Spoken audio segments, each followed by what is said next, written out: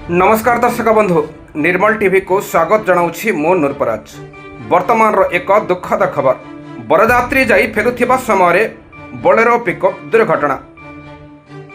एपरी एक दृश्य देखा मिली। कलाहांडी जिला मोरामपुर थाना अंतर्गत कामरेंगरू काउपदर सिंदीपड़ारू बोलेरो पिकअप जोगे बरजात्री जाई फेरुथिबा समय घाटी निकट में भारसाम्य हर दुर्घटना घटी। गाड़ी नंबर OD 16J3210 दुर्घटना घटाई उक्त गाड़ी में प्राय 17 ରୁ 18 जन यात्री थे। समस्त को 108 आंबुलांस जोगे मोरामपुर गोष्ठी स्वास्थ्य केन्द्र को अणाଯାଇଥିଲା। प्राथमिक चिकित्सा है पर चुमकी माछी बयस 12, निताड़ी माछी बयस 45, बासंती माछी बयस 39 यह 3 जन को जिला मुख्य चिकित्सालय को स्थानांतरित करा जायछि। खबर पाई मोरामपुर पुलिस घटनास्थल में पहुंची अधिक तदंत जारी रही।